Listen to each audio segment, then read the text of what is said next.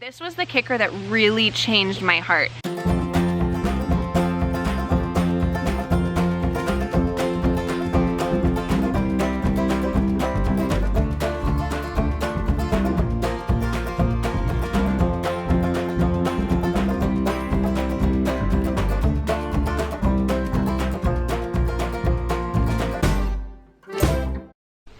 Good morning, everybody. Last night was a doozy, to say the least. So Kinsley only got one nap yesterday, and so she was very overtired. But you know, sometimes when kids are overtired, it's like hard for them to sleep. So she woke up multiple times and ended up in bed with us at 5 in the morning. But that wasn't the bad part. The bad part, the other day when my mom and I were driving in the car, we saw a mosquito in the car. Actually, there were 3, and I killed 2 of them on the window, and then I couldn't find the 3rd one, but we had to go, so we started driving. Then he like disappeared. Like we would see him and then he would disappear. And then the other night when I was getting into bed, I was like, oh my gosh, my ankles itch. Like I was just scratching like crazy.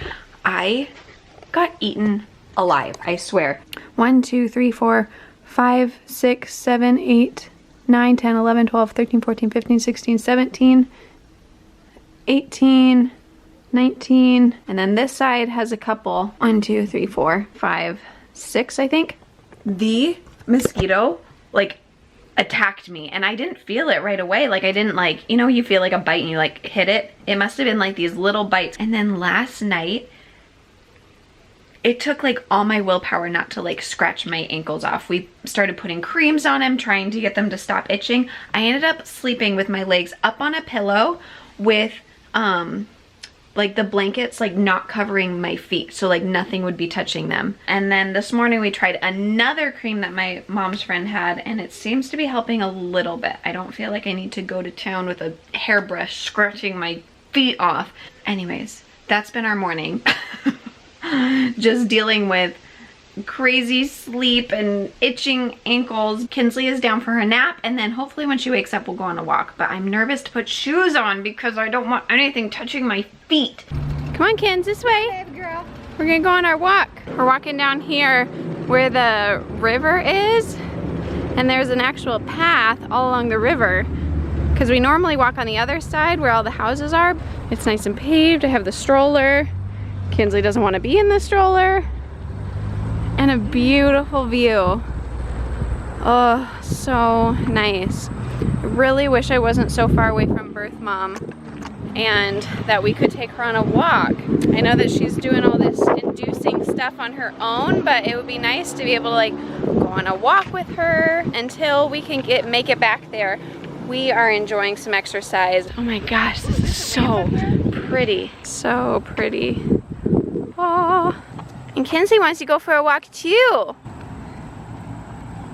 Oh, so you guys, I put on tennis shoes. Oh, that was a feat. At first it seemed like it was okay, and now all I want to do is scratch the heck out of my sock line. I hate mosquito bites. It reminds me as a kid, I actually was born in Michigan and we would go back for summers all the time, and I would get eaten alive. Everybody else would kind of get a couple bites, but my cousin and I would get eaten alive, and that's how it feels like again. No matter if there's only one mosquito, it comes and attacks me. I don't know why. I'm glad it was me and not Kinsley, because that would have been really sad. But instead, we're just a happiness little babies on the walk.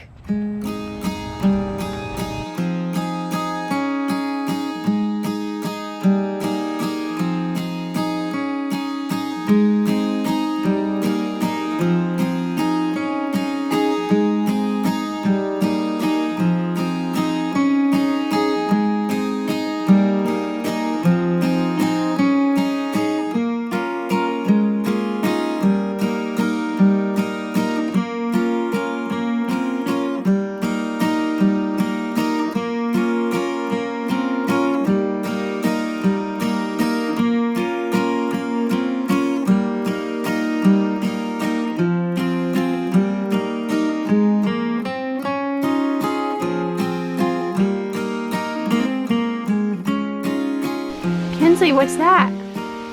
Button. Your button? Button.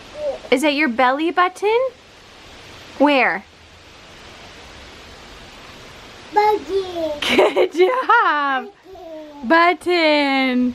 So we're back from our walk, which was literally right across the river. So like right along there, we went on that like gravel path.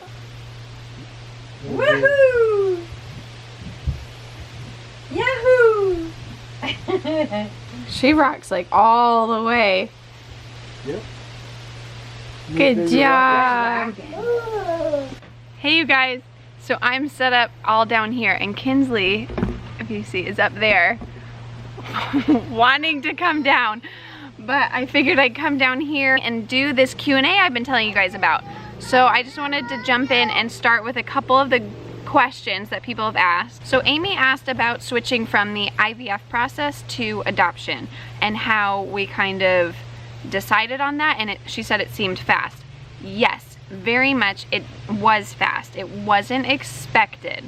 So most of the time when people are going through the adoption process, they've decided, and then it's a process, and then they adopt a baby in the end. We had already decided that we were going to do the IVF process, and we had our meds in our house, and we did get postponed by a month, or technically 6 weeks, because we had a vacation in there. During those 6 weeks, actually the very beginning, it was probably a few days after our IVF got postponed, that this birth mom contacted us. So this birth mom actually was working with an agency, was matched with a family, and then when she discussed more of what she wanted in terms of an open adoption, that family ended up backing out. We've kind of talked about it, and you know, the bare minimum are, you know, pictures throughout the year, Christmas cards, you know, some phone calls, and maybe seeing her a couple of times, you know, maybe on her first birthday that we will meet up and different things like that.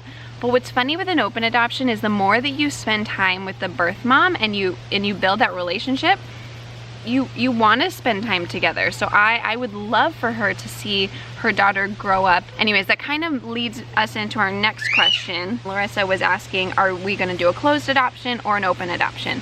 So I kind of already breezed over that, but we are very much pro open adoption, which is so funny because when we started the adoption process, I think one of my first things I kind of said was, well, I'm finally open to adoption, but only if it's a closed adoption, because I was so scared and I was so fearful. And this is one of the main reasons we started this vlog, is to educate and to show what adoption could look like and how open adoption is beautiful. And I know it's not like that for all circumstances, and I'm so sorry if that's not the case for you, but it can be. And if you communicate and you work on it, you know, even if it's not as open as ours, it can still have beauty in it. So no, we are not doing a closed adoption. Most agencies actually will not allow adoptive parents to choose a closed adoption. All adoptive families have to be open to some extent. It could be just letters through the agency where birth mom will write a letter and the agency will pass it off to the adoptive parents, and the adoptive parents can send it through the agency back to the birth family. So it's very not very open, but it's still technically an open adoption. So any adoption that is closed, it is most often because that is the choice of the birth family, of the birth mother. So in that case, there are closed adoptions. It's just if the birth mother wants an open relationship, that is what they promote. They have done a lot of education, and this was the kicker that really changed my heart. We did a couple education things through our first home study when we were first adopting, and they said when you have an open adoption, you know, that whole spectrum, but still it's considered an open adoption, that the children don't fantasize about what their other life could have been like, and they don't feel abandoned because they know their story. Whereas a closed adoption is very much, you may not know anything about the birth parents. The other thing is through this Q&A, if more questions come up, which I'm sure they will, go ahead and leave them in the comments below. Philip and I will hopefully get to them and answer more and more questions, because that is what we are here for. We are here to answer your questions and to have fun. Okay,